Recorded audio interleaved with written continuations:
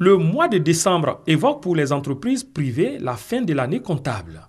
C'est aussi le moment pour les entreprises de faire face à certaines obligations vis-à-vis des salariés.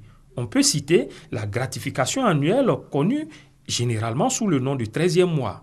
En quoi consiste cette prime de fin d'année? La prime de fin d'année est une obligation pour les entreprises. Et cela est régi par la convention collective interprofessionnelle. L'entreprise doit payer une somme qui ne doit pas être inférieure aux 3/4 du salaire catégoriel. Donc, salaire catégoriel, il faut bien s'entendre, ne comprend pas les accessoires, les avantages en nature et tout ce qui s'ajoute. Ça, l'entreprise n'a pas le choix.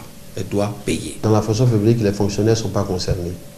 Mais dans la fonction publique, il y a des agents temporaires qui sont en contrat avec l'administration et des agents aussi qui sont sous le régime du Code du travail. Ceux-là, ils ont droit à une gratification parce que ce sont des travailleurs, des salariés. En clair, M. X reçoit un salaire net mensuel de 425 000 francs CFA. Il a un salaire de base catégoriel de 150 000. La gratification annuelle, représentant au moins 75%, ne tient seulement compte que de ce salaire de base. Cette gratification est imposable. En définitive, M. X recevra comme gratification 104 063 francs CFA, en plus de son salaire net mensuel en ce mois de décembre.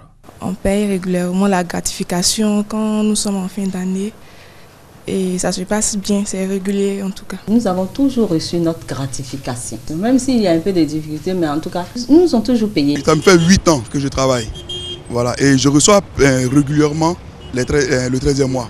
Certaines entreprises, par contre, ne respectent pas cette disposition au dit des salariés interrogés et qui ont souhaité garder l'anonymat. Dans ce cas, quelle est la voie qui s'ouvre à l'employé? Interpeller aussi les employés en leur faisant comprendre que cela est un droit pour eux de réclamer la gratification à leurs employeurs.